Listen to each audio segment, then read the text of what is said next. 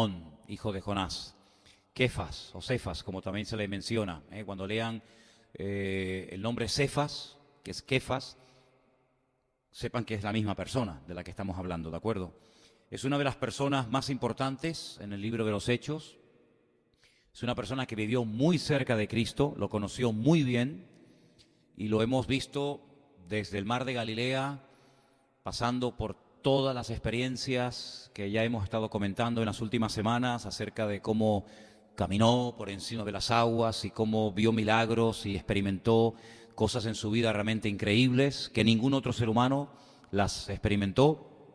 Lo hemos visto negando al Señor, lo hemos visto siendo restaurado por el Señor, lo hemos visto predicando el Evangelio después de haber recibido la llenura del Espíritu Santo en el día de Pentecostés, lo hemos visto predicando en las calles, lo hemos visto también amenazado por las autoridades religiosas y políticas de la época, diciéndoles que no siguieran predicando bajo ningún concepto.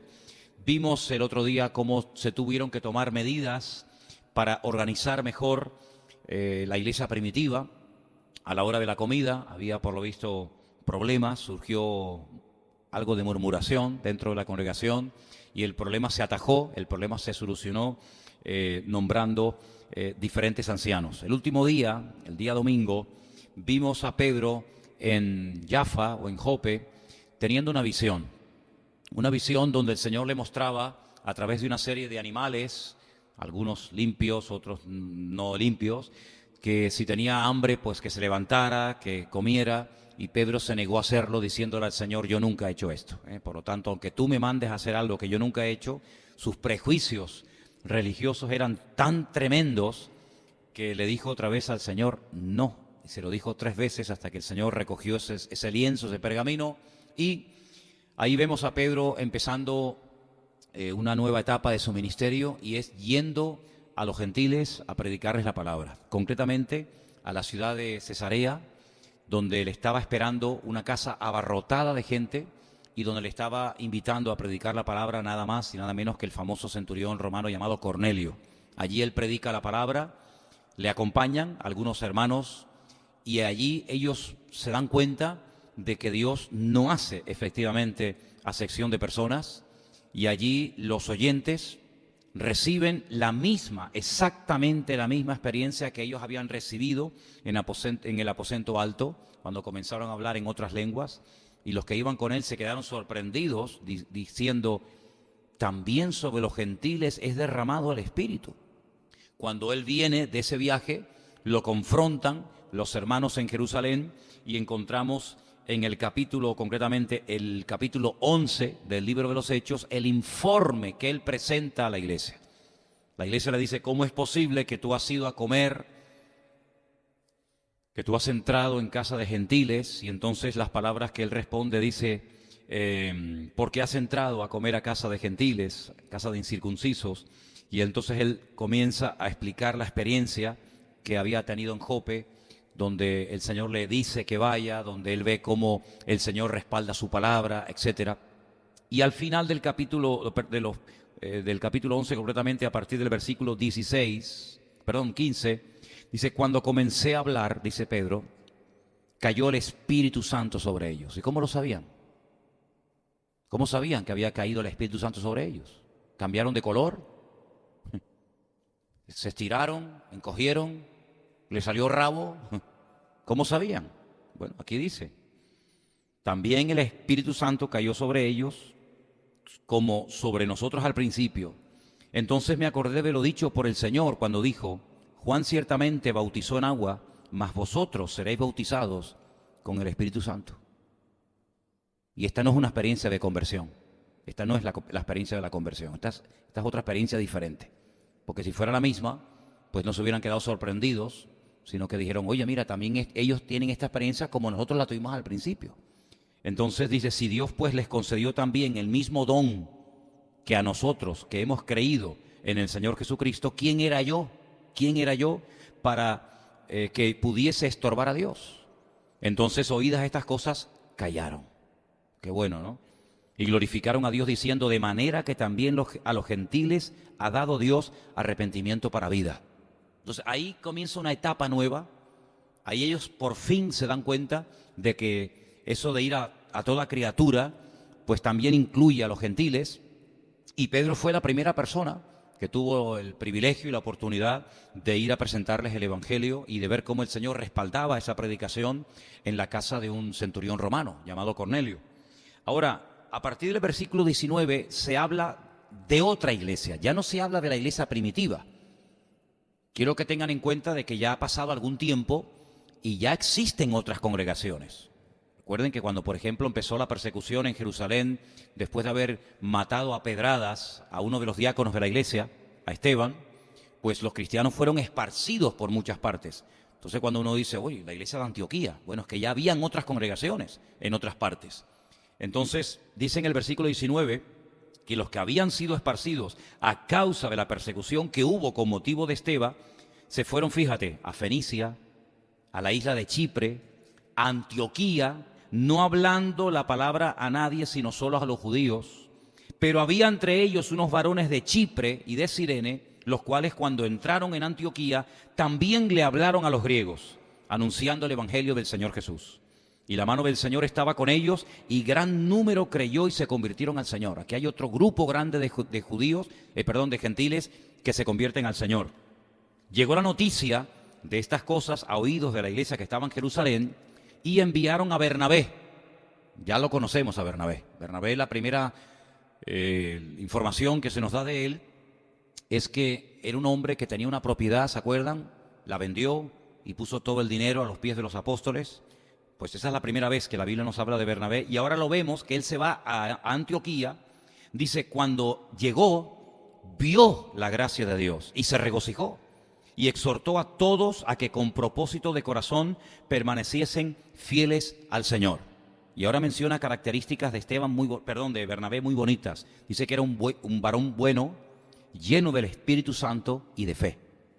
Y gran multitud fue agregada al Señor. Y ahora Bernabé hace algo muy bueno, algo que nadie se había atrevido a hacer. Y gloria a Dios que lo hizo, porque si no lo hubiera hecho, la verdad es que se hubiera perdido un instrumento valiosísimo en la obra del Señor. Y miren lo que hace Bernabé.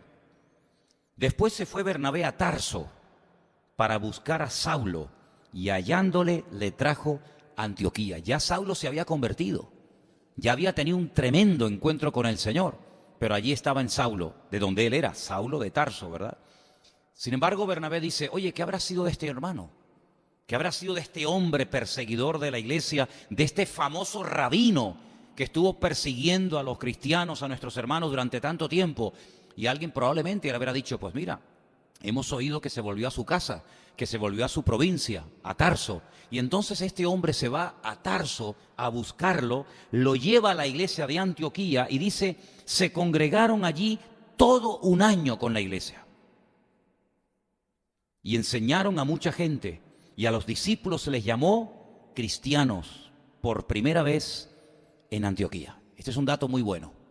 Se le llamó Meshijim, se le llamó mesiánicos. Esa es la palabra que aparece en el Nuevo Testamento hebreo. Se les llamó mesiánicos, se les llamó los ungidos, por primera vez en Antioquía. ¿Cómo se les llamaba antes? Bueno, se les llamaba los del camino, hermanos, etcétera. Pero esta es la primera vez que se les llama a esta gente los ungidos, los seguidores de Cristo, ¿vale? Es un dato a tener en cuenta. Y no fue en Jerusalén, fue en Antioquía. Y curiosamente, allí en Antioquía, que era una iglesia muy abierta al mover del Espíritu Santo, porque todo lo que yo he leído hasta hoy de la iglesia de Antioquía, todo me gusta. ¿Sí? No es una iglesia que dice, madre mía, es como la iglesia de Corinto, ¿no? Unos follones, unos líos, unos problemas, o la iglesia de tal o tal lugar. La iglesia de Antioquía era, permítame la expresión, un pedazo de iglesia. Era una maravilla de congregación. Dice que en esa congregación, en aquellos días, descendieron unos profetas de Jerusalén, y levantándose uno de ellos, no nos dice el nombre de todos, pero uno de ellos se llamaba Agabo, ¿sí? Y dice que este hombre daba a entender por el Espíritu que vendría una gran hambre en toda la tierra habitada, la cual sucedió en tiempo de Claudio. Si este hombre profetiza, advierte a la iglesia, cuidado, va a venir una hambruna impresionante, como la sequía, ¿no? La sequía que está experimentando España, que ayer me mandaron unas fotografías del famoso río Ebro. Mi padre era de Zaragoza y el río Ebro pasa por Zaragoza, el río más caudaloso de España, y tiene escasos centímetros. Es impresionante ver las imágenes de ese río tan caudaloso de España y la crisis y la hambruna que puede venir y las cosechas que se pueden perder por problemas de agua y por problemas de la sequía, ¿no? Pues Agabo dice, cuidado porque va a venir hambre, y dice que vino, pero en los tiempos del emperador Claudio. Y después dice, entonces los discípulos, cada uno conforme a lo que tenía, determinaron enviar socorro a los hermanos que habitaban en Judea. Bueno, si este hermano es profeta y nos está diciendo que va a venir hambre, lo que tenemos que hacer es enviar ayuda a nuestros hermanos de allí que la van a pasar mal. Qué inteligente, ¿no? Dice, entonces los discípulos cada uno dio conforme a lo que tenían, lo cual en efecto hicieron, enviándolo a los ancianos por mano de Bernabé y de Saulo. Ya Saulo está totalmente incorporado al ministerio, ya confían en él, no es como al principio que dice que los hermanos huían porque no creían que verdaderamente fuera convertido. Ya incluso la iglesia pone en manos de él y en manos de Bernabé dinero, ofrendas, para llevarlas a los hermanos que, según dice la Biblia, iban a pasar necesidad a causa de una gran hambruna que vendría y que vino posteriormente en los tiempos del emperador Claudio. Así que parece como que Pedro desaparece, pero no desaparece. Vuelve otra vez a aparecer la figura de Pedro, personaje que estamos estudiando en el capítulo 12, y vamos a ver algo muy, muy bonito e interesante en esta noche. Estamos en Hechos capítulo 12, por favor. Todos han traído Biblia, ¿no? ¿O no? Venga, vamos a usar la Biblia. La Biblia es para usarla. Si no ha traído Biblia, póngase al lado de algún hermano que seguro que la ha traído. Póngase al lado de algún creyente que seguramente la tiene. Ok, perfecto. Allá arriba no hay Biblias. Ok, perfecto. Yo quiero ver Biblias y quiero oír las páginas cómo suenan. Ok. En aquel mismo tiempo el rey Herodes echó mano a algunos de la iglesia para maltratarlos. Mató a espada a Santiago o a Jacobo, el hermano de Juan. ¿Se acuerdan? El hermano de Juan, que eran dos hermanos discípulos de Cristo, a uno lo matan, a Santiago. Viendo que esto había agradado a los judíos, procedió a prender también a Pedro. Eran entonces los días de los panes sin levadura. ¿Qué fiesta era esa? La fiesta de los panes sin levadura, ¿cómo se llama esa fiesta? La Pascua, la fiesta de la Pascua. Y habiéndole tomado preso, le puso en la cárcel, entregándole a 4 grupos de 4 soldados. ¿Cuántos eran en total? 16 soldados para cuidar a un hombre. Demasiada precaución, ¿no? Sumen cuántos soldados estaban en la puerta del sepulcro de Cristo para cuidar a un muerto. Y sumen cuántos soldados había para cuidar a Pedro. Tantas medidas para cuidar a un hombre solo, desarmado, que no es peligroso, sino todo lo contrario. 16 soldados para que le custodiasen. Y se proponía sacarla al pueblo después de la Pascua. Alguien también sacó al pueblo en los tiempos de la Pascua. ¿Se acuerdan? ¿A quién sacaron? A Barrabás. Ahora quieren sacar a Pedro. Así que Pedro estaba custodiado en la cárcel, pero, ¿qué dice ahí? La iglesia hacía sin cesar oración a Dios por él. ¿Cuántos dicen amén? Y ahí viene el milagro. Porque cuando la iglesia se pone a orar, cuando los hijos de Dios se ponen a clamar al Señor, las cosas cambian. 16 soldados romanos. ¿Quién se puede escapar de semejante protección? Dígame. 16 se van a quedar dormidos de golpe, los 16 enteros. Podrá quedarse dormido 1, 2, 3, pero los 16 soldados romanos a la vez. Vamos a ver qué pasa. Cuando Herodes le iba a sacar aquella misma noche, estaba Pedro preocupadísimo, llorando, afligido, quejándose, destrozado. No, durmiendo. Y esto yo lo subrayé aquí, no sé si ustedes claro, está muy lejos, ¿no? Pero yo lo subrayé como diciendo, un hombre, déjalo ahí, un hombre que sabe que lo van a matar. Ya mataron al día anterior a Santiago. Esa noche o al día siguiente lo van a matar a él. Durmiendo, tranquilamente, como el Señor dormía en la barca en medio de la tempestad, ¿se acuerdan? La paz de Cristo sobrepasa todo entendimiento.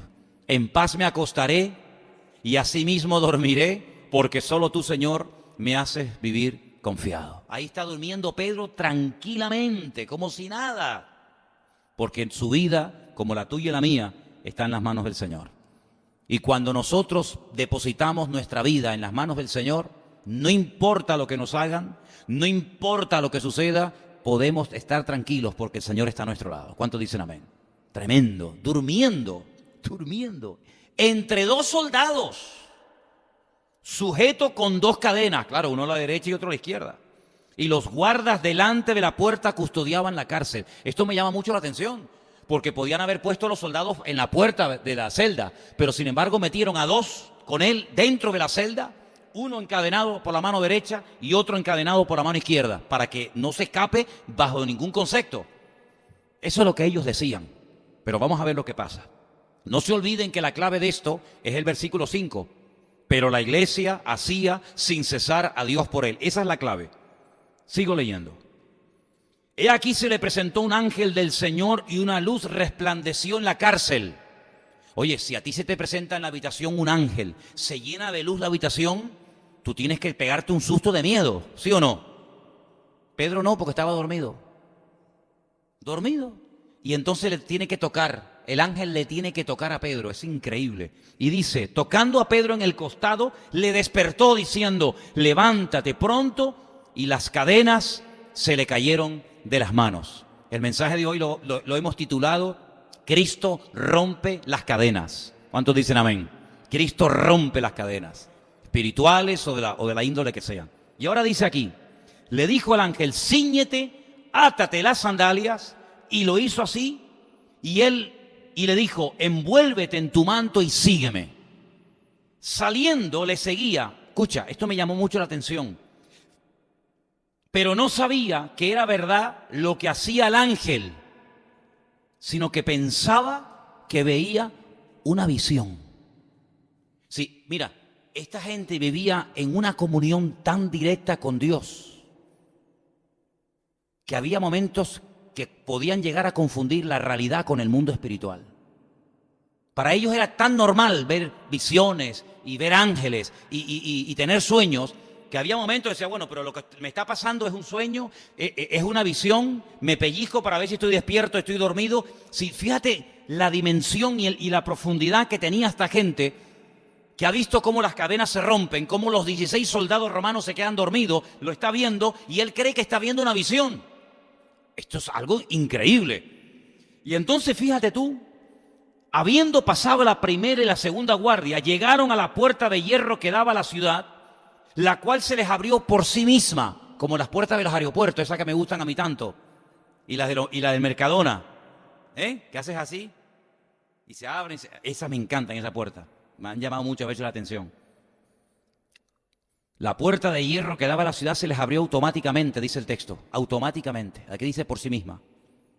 Salidos pasaron una calle y luego el ángel se apartó de él, como diciéndole, ya te saqué, ahora tú muévete. Entonces Pedro, volviendo en sí, dijo, ahora entiendo verdaderamente que el Señor ha enviado a su ángel y me ha librado de la mano de Herodes y de todo lo que el pueblo de los judíos esperaba. Si el Señor ha hecho esto es porque me quiere librar de la muerte, porque todavía tengo tiempo y todavía tengo mucho que compartir y mucho que predicar, porque no tiene ningún sentido que Dios me libre de la cárcel para luego que mañana me cojan los romanos y me cuelguen. No tiene ningún sentido. Él entendió que si el Señor me ha sacado de la cárcel y se han quedado 16 soldados romanos dormidos y las cadenas se han roto y las puertas se han abierto automáticamente sin ningún esfuerzo, es por algo. Por lo tanto, en esa seguridad, Pedro sale. ¿Y a dónde se va? Mira lo que dice. Habiendo considerado esto, llegó a la casa de María, la madre de Juan Marcos, no de Juan el apóstol, el que tenía por sobrenombre Marcos, donde muchos estaban reunidos orando. Gloria a Dios. La iglesia estaba orando y Pedro estaba durmiendo. Yo creo que por eso podía dormir Pedro, porque la iglesia estaba orando. Porque si la iglesia no hubiera estado orando, Pedro estaría muerto de miedo ¿verdad? Porque al fin y al cabo es un ser humano, y las puertas no se hubieran abierto, ni el ángel hubiera bajado, ni nada que hemos leído hubiera acontecido. Fíjate lo que puede ocurrir cuando la iglesia se pone a orar. Ahora, pregunto, ¿ustedes creen que los que estaban orando en la casa de esta hermana que se llamaba María, que era la madre de Marcos, el que escribió el Evangelio, ¿ustedes creen que mientras ellos estaban orando allí en aquella casa, ellos sabían lo que estaba pasando en la cárcel? Imposible, no lo sabían. Yo he pensado, ¿cuántas veces estamos orando por algo y el Señor comienza a obrar, haciendo milagros, tocando corazones, cambiando vidas o circunstancias, y la iglesia está orando en un sitio y no sabe lo que Dios está obrando? Fíjate, aquí hay un ejemplo.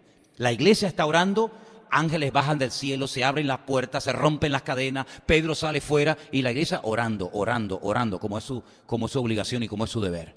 Ahora, fíjate qué curioso.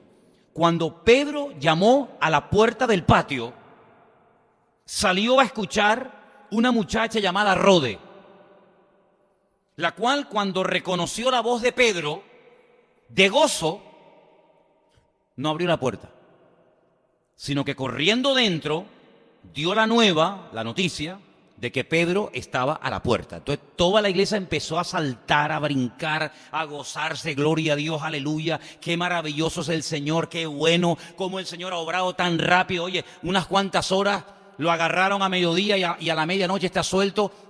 Hicieron un culto espectacular, ¿verdad, hermano? Ya me cuesta, cada vez me cuesta más engañarles. No pasó eso. Hubiera sido lo normal, pero ellos le dijeron, ¡estás loca! ¿Cómo que estoy loca? Pero ella aseguraba que era así. Entonces, como ella insistía que era Pedro, entonces ya cambiaron lo de loca y le dijeron, no, mira, ¿sabes lo que pasa? Es que es su ángel. Pues si es su ángel, ¿qué hace aquí? Tendrá que estar con Pedro en la cárcel, ¿no? ¿Cómo se le puede llamar a una hermana que acaba de oír a Pedro tocando y llamando a la puerta loca cuando ustedes están orando para que Pedro salga de la cárcel? Ahora, déjenme hacerles el planteamiento.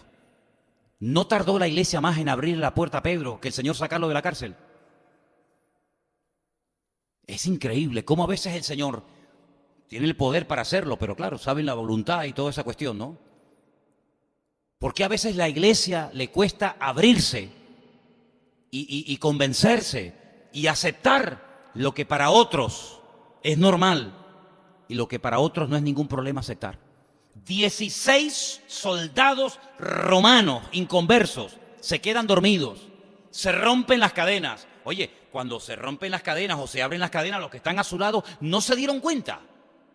No. Se abre la puerta, la primera, la segunda, todas las puertas, llega a la iglesia y resulta que tardan más los hermanos en abrirle la puerta a Pedro para que entre que lo que tardó el Señor en sacarlo de la cárcel. Qué increíble, que nunca nos pase a nosotros eso. Que nunca tengas la puerta de tu voluntad cerrada de tal manera que el Señor quiera hacer algo en tu vida y sorprenderte y tú por tus prejuicios o por lo que sea tienes la puerta cerrada, porque la Biblia dice que el Señor a una iglesia le tuvo que llamar a la puerta. Y tuvo que decir aquella frase célebre que todos conocemos: si alguno allá adentro oye mi voz y abre la puerta, entraré a él, cenaré con él y él conmigo. Cuidado, porque todos y cada uno de nosotros podemos tener esa puerta cerrada y por prejuicio, por miedo, porque como dijo Pedro una vez, porque yo nunca he hecho esto, etcétera, etcétera. Podemos estar perdiendo oportunidades de ver la gloria de Dios en nuestra vida. Pero al final, gracias a Dios, le abrieron una puerta. Y entonces dice que Pedro persistía en llamar, al final le abrieron y cuando le vieron se quedaron atónitos. No se lo creían, hermano. No se imaginaban que con una oración se puede sacar a un hombre de la cárcel. ¿Hasta dónde podemos llegar a ver la bendición de Dios con nuestras oraciones? ¿Hasta dónde, hermano? Empezamos el culto tomando un testimonio, ¿sí o no? Porque yo quería que ese testimonio de algo hermoso que el Señor hizo ayer, donde no quedaron secuelas, ni nada de lo que ocurrió, nos motivara para que cuando llegáramos al pasaje de esta noche nos diéramos cuenta de que el Señor no solamente lo hacía, sino que lo sigue haciendo hoy en día. ¿Cuántos dicen amén? Hay un pasaje en la Biblia donde dice que unas mujeres iban preocupadas y hablando entre ellas por el camino diciéndole: ¿quién nos removerá la piedra? Aquella piedra inmensa que tapaba el sepulcro donde habían sepultado al Señor unos días atrás. Ellas decían, ¿cómo vamos a poder entrar y terminar de ungirle? Porque era tan rápido el tema del Shabbat que no nos dio tiempo de prepararlo bien. ¿Quién nos removerá la piedra? Y cuando ellas iban por el camino, resulta que la piedra ya había sido removida hacía horas. ¿Cómo voy yo a conseguir esto, Dios mío? Si yo no conozco a nadie, yo no tengo manga, ¿no? Como dicen en algunos lugares, yo no tengo enchufe, yo no tengo posibilidad, es que no eres tú el que lo va a abrir, es el Señor el que abre las puertas. ¿Cuántos dicen amén? Porque hay un versículo que fue el que el Señor me dio cuando vinimos aquí hace unos años a abrir esta obra, y ese versículo está en el libro Apocalipsis, y dice, aunque tienes poca fuerza, por cuanto has guardado mi palabra y no has negado mi nombre, he aquí yo abro una puerta delante de ti, la cual nadie puede cerrar. ¿Cuántos dicen amén? Entonces, en la vida se nos van a presentar muchas ocasiones donde con nuestra elocuencia, con nuestros títulos, con nuestra sabiduría, etcétera, etcétera, las puertas algunas se abrirán. Pero mira, se presentarán y cada vez se van a presentar más oportunidades donde ni con título, ni con dinero, ni con nada las puertas se van a abrir, sino solamente las va a poder abrir el poder de Dios cuando oramos al Señor. Por eso, hermano, la iglesia primitiva, ¿qué podía hacer para sacar a su pastor de la cárcel? Dígame qué van a hacer estos pobres hermanos.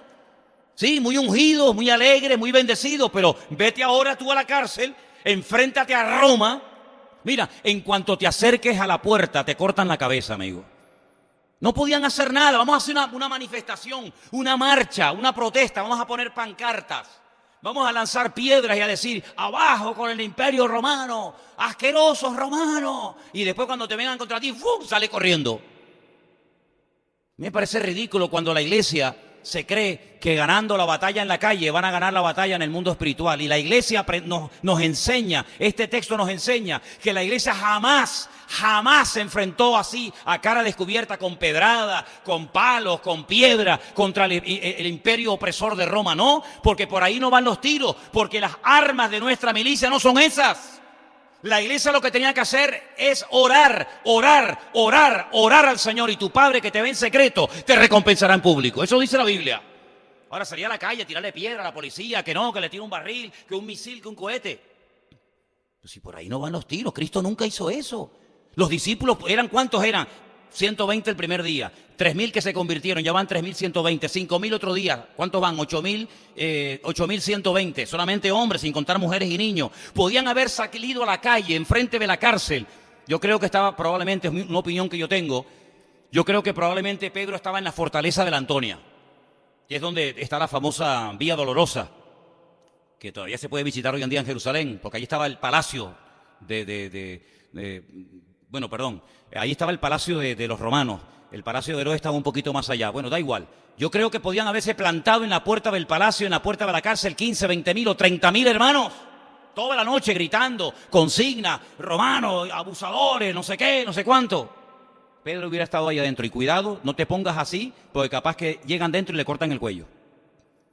Entonces lo que tienen que hacer es irse a la casa, cerrar las puertas. Aunque la gente diga, pero ustedes creen que con sus oraciones van a cambiar las cosas. Ustedes son ridículos, ustedes son tontos. ¿Cómo van a vencer ustedes al imperio romano que domina desde España hasta Israel, toda Europa, muchachos? Todo el norte de África, todo el Medio Oriente. Tú sabes de lo que estamos hablando, de la potencia militar más grande de la historia. No hay nadie que pare a esta gente. Donde Roma llega, Roma arrasa y planta la bandera, y a ver quién es el guapo que tira a esta gente fuera. Crueles, te crucifican, te apalean, te torturan, te violan, lo que quieran. Para ellos tú no eres nada, tú no tienes ningún derecho. ¿A dónde van ustedes?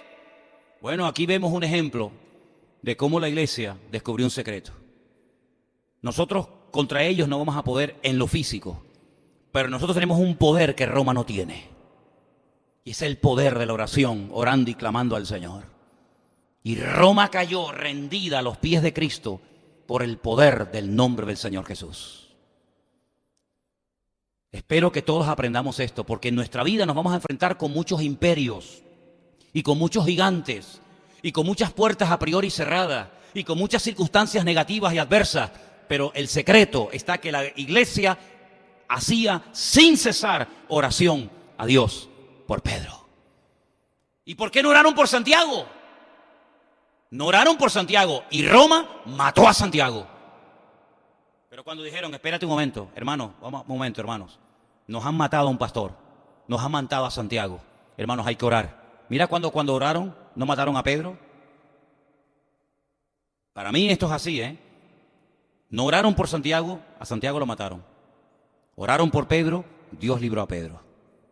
¿Cuánta gente puede caer o cuánta gente se puede salvar por la oración intercesora del pueblo de Dios? ¿Te das cuenta, sí o no?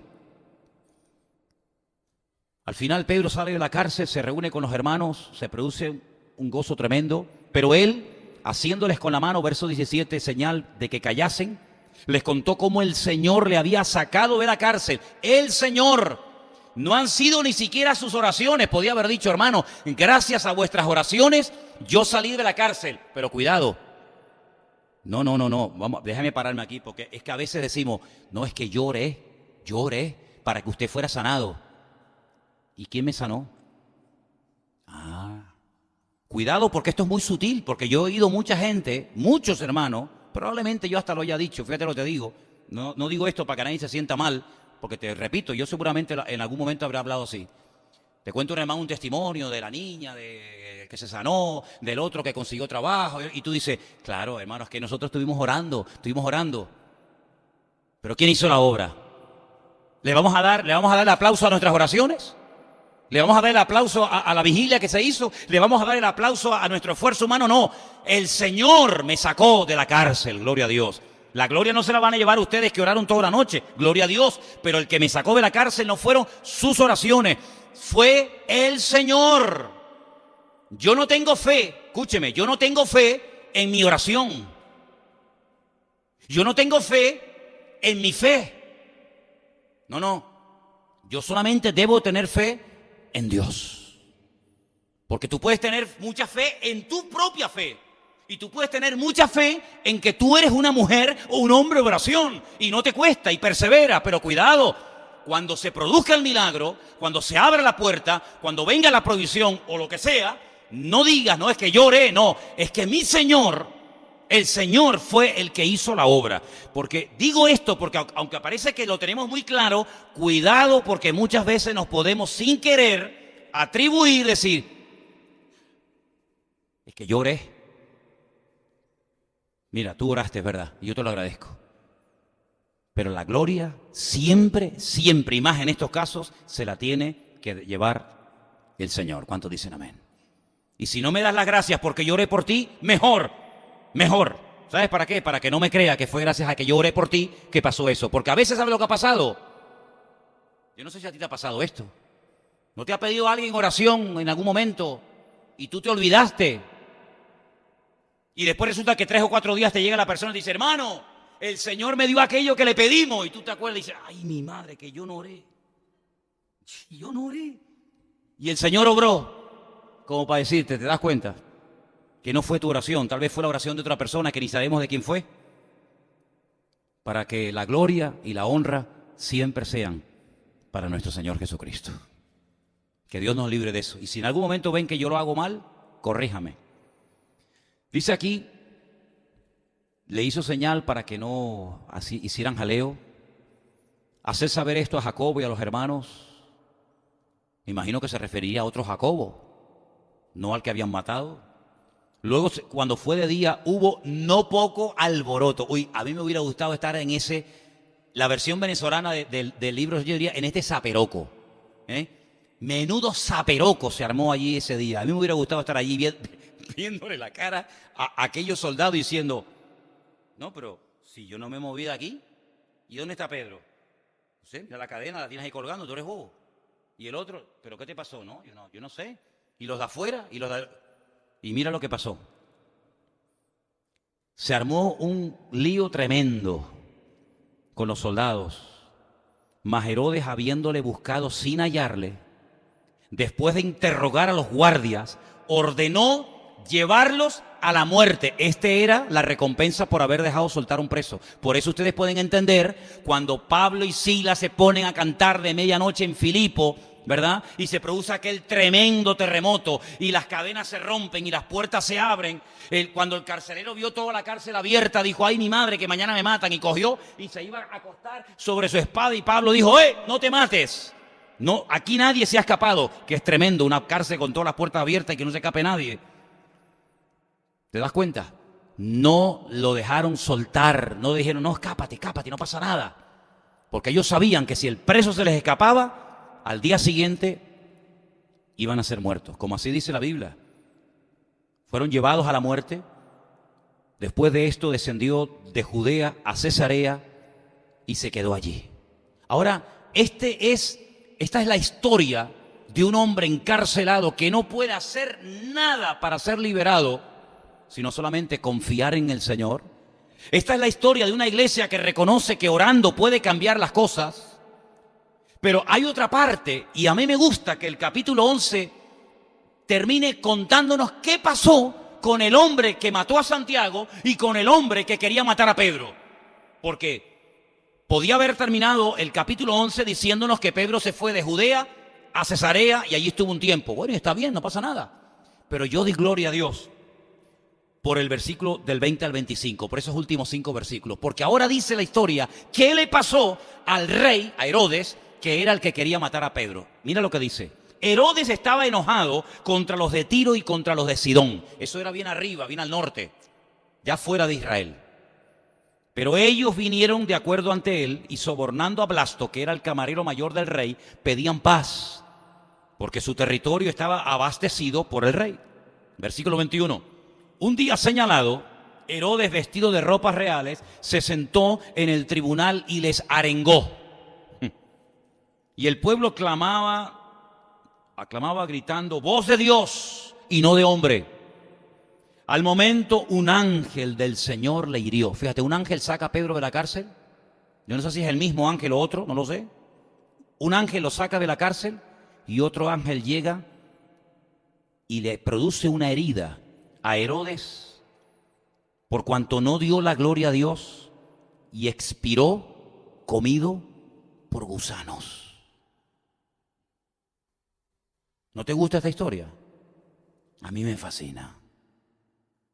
Así terminó Herodes. ¿Cómo terminó Pedro? Liberado, dando gloria a Dios. ¿Cómo terminó el enemigo de Pedro?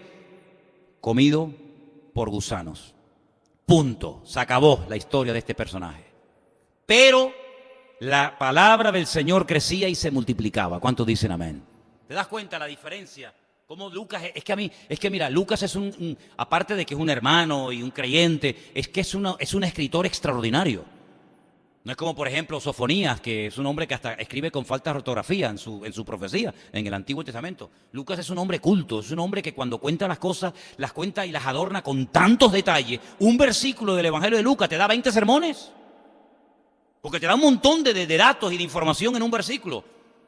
Y entonces Lucas es un hombre que dice, mira, la historia de Herodes terminó así, expiró comido por gusanos, se acabó, hasta aquí llegaste, amigo. Yo le hubiera puesto una lápida en la tumba, comido por gusanos. Pero dice, pero, la palabra del Señor crecía y se multiplicaba, gloria a Dios. Y Bernabé y Saulo, cumplido su servicio, volvieron a de Jerusalén, y llevando también consigo a Juan, el que tenía por sobrenombre a Marcos. Y aquí, hermanos, hoy podemos decir que se acaba en el libro de los Hechos la historia de nuestro querido hermano Pedro. A partir de ahora, a partir del capítulo 13, ya se comenzará a hablar mucho más de los viajes del apóstol Pablo, con Silas, con Bernabé, llevando en alguna ocasión también como colaborador, como ayudante a Juan Marcos, ¿verdad? Pero este es el último pasaje bíblico que encontramos en el libro de los Hechos hablando de la figura de Pedro, de su ministerio, lo que hacía, cómo lo hacía, dónde iba, dónde no iba, los milagros que se producían, los encarcelamientos, las predicaciones, los bautismos, etcétera, etcétera. Si quieren saber más de la figura de Pedro, pues ya tendríamos que ir a las 2 cartas que escribió, que las tenemos gracias al Señor en la Biblia, cartas pero preciosas, con una profundidad, porque uno a veces he escuchado gente que dice, Pablo era muy profundo, pero Pedro era como más simplón. ¿Tú sabes lo que acabas de decir? Vete a la primera carta de Pedro, Vete y léete y estudia la segunda carta que Pedro escribe. Si tú a eso llamas sencillez o simplón, no sabes lo que estás diciendo. Ahí Pedro habla de cosas profundísimas, hermanos. Ahí Pedro habla de cosas tremendas que ni siquiera nos dan tantos detalles los profetas del Antiguo Testamento. Habla de la segunda venida de Cristo. Habla de la experiencia que tuvo en el monte Tabor con el Señor Jesucristo cuando se le apareció Moisés y Elías. Y por si alguien lo ha olvidado, no se olviden que en ese monte, en el monte famoso de la Transfiguración, donde está Cristo con Pedro, Jacobo y Juan, y donde aparecen de repente Moisés y Elías, allí se oyó la voz audible de Dios, el Padre.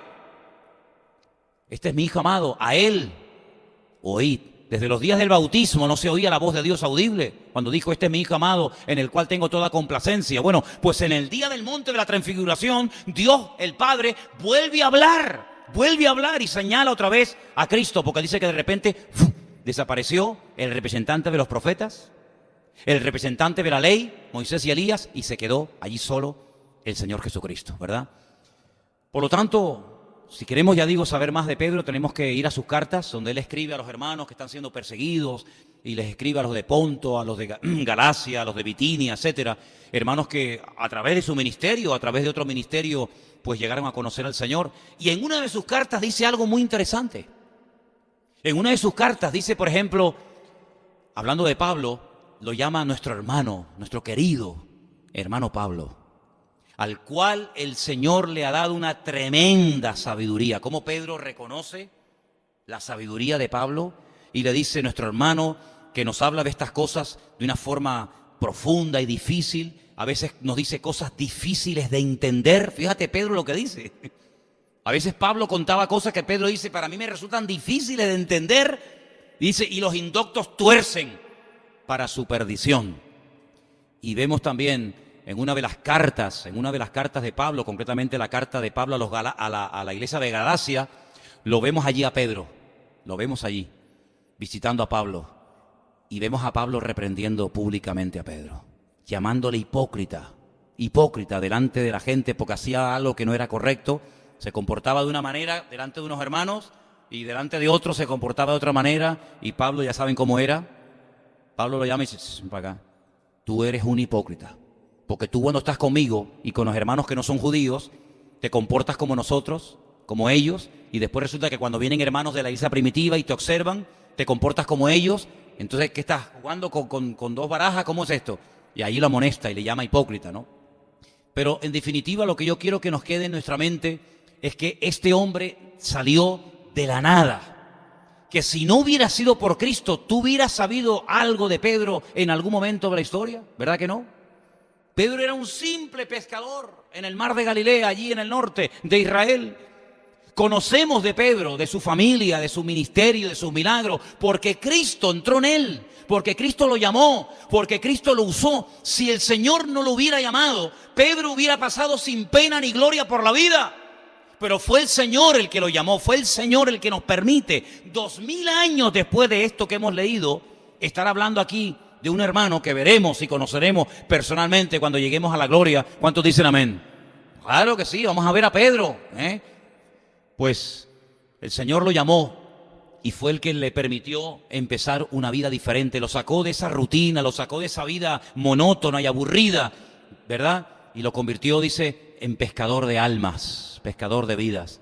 Y yo quiero terminar estos mensajes, estos estudios que hemos dado sobre la figura de Pedro, lanzando una pregunta.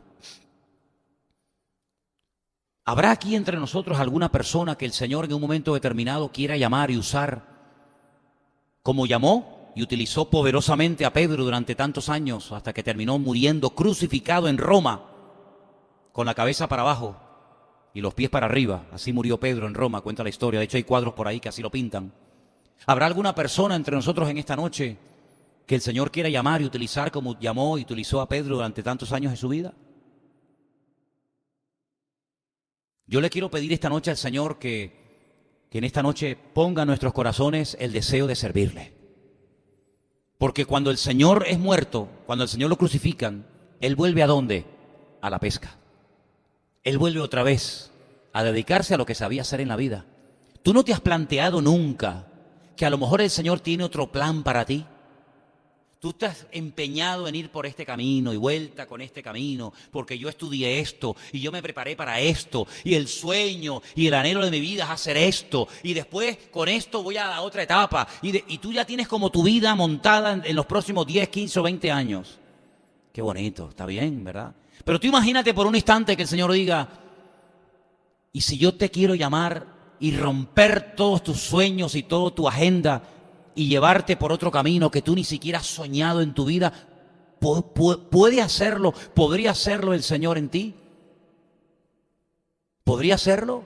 Porque el Señor una vez le dijo a Pedro, Pedro, quiero que hagas esto, esto y esto. Y Pedro dijo, no. ¿Por qué? Porque yo nunca lo he hecho. Y eso es motivo suficiente para decirme a mí no, el que nunca lo hayas hecho. Pues yo creo que ya es hora de atrevernos, si el Señor nos manda y nos lo pide, de atrevernos a hacer algo que nunca hemos hecho ni teníamos pensado y previsto hacer. Pero Señor, si tú me llamas y tú me capacitas y tú me respaldas, aunque nunca lo haya hecho, yo estoy dispuesto a hacerlo. ¿Cuántos dicen amén? Algunos dicen, ¿quién? Yo predicar. Yo. Pero si yo nunca he hecho eso. ¿Y si el Señor te lo pide? No, es que yo nunca lo he hecho. Bueno, pero algún día tendrá que ser la primera. Hermano, usted puede orar. Ay, hermano, es que yo nunca lo he hecho. Pero ¿y si el Señor te pide y te dice que ores? Es que como nunca lo has hecho, no lo vas a hacer nunca más. Estemos abiertos y digámosle al Señor, Señor, aunque yo no haya hecho ciertas y determinadas cosas, si tú estás buscando a alguien para hacer algo y yo te sirvo, aunque soy un pedazo de barro, pero que este barro te glorifica a ti, cuenta conmigo, Señor. ¿Cuántos dicen amén? Cierra tus ojos ahí donde estás. Vamos a orar. Vamos a pedirle al Señor que en esta noche, que en este momento, en este culto, espera un momento, Miguel, no corte. Que en este momento, si el Señor tiene que decirte algo, te lo diga. No le pongas pegas, no le pongas trabas al Señor. No le digas, no, búscate a otro. Me da vergüenza, yo no sé. Mira, hermano, ¿qué sabía Pedro de predicar? ¿Qué sabía Pedro de atender a multitudes? Sí, solamente la vida de Pedro era pescar y nada más que pescar. El Señor tenía una vida para Pedro extraordinaria como la tiene para ti y para mí en esta noche. Pero tienes que ser valiente. Y tienes que decirle al Señor, Señor, si me quieres sorprender, si me quieres cambiar la vida y romper mis planes, Señor, yo sé que tus planes son mucho mejores que los míos. Y te recuerdo, querida iglesia, queridos hermanos, ese texto que dice que nuestros pensamientos muchas veces no son sus pensamientos, son más altos, son más elevados, son más profundos, son más ricos que los tuyos y que los míos. Hemos visto la figura de Pedro, cómo el Señor lo fue guiando, pastoreando, entrenando, capacitando, usando, etcétera, etcétera. El Señor puede y quiere hacerlo otra vez. Aquí estamos dispuestos, Señor, a ser tratados por ti. Aquí estamos dispuestos, Dios mío, a que tú hables a nuestras vidas y nos uses y nos lleves por el camino por el cual tú nos quieras llevar. Quita el miedo de los corazones, Señor, porque el miedo paraliza y el miedo no es de Dios. Quita el temor, quita la duda, quita, Señor, esa incertidumbre que muchas veces es un enemigo. Te pido en el nombre de Jesús, mi Señor, que tú nos sorprendas, porque yo sé que tú todavía tienes el poder y la capacidad de poder sorprender a tu pueblo, si tu pueblo quiere ser sorprendido y usado. Gracias por estos estudios que hemos podido tener, por haber descubierto una figura tan espectacular y tan útil y tan humana al mismo tiempo como Pedro. Señor, si tú lo hiciste en él, también lo puedes hacer en cada uno de nosotros. Nos rendimos a ti, Señor, y pedimos que todas estas palabras y instrucciones y enseñanzas nos hayan ayudado a darnos cuenta de que cuando un hombre se deja tratar y usar por la mano del Señor, Dios lo puede usar poderosamente. No importa la edad, no importa los impedimentos, las limitaciones humanas, no importa. Lo importante es que cuando tú dices, te llamo y te quiero usar, Dios lo puede hacer. Aleluya. A ti la gloria y la honra. Y gracias también porque hemos visto en el día de hoy cómo las cadenas se rompen cuando la iglesia ora. Aleluya.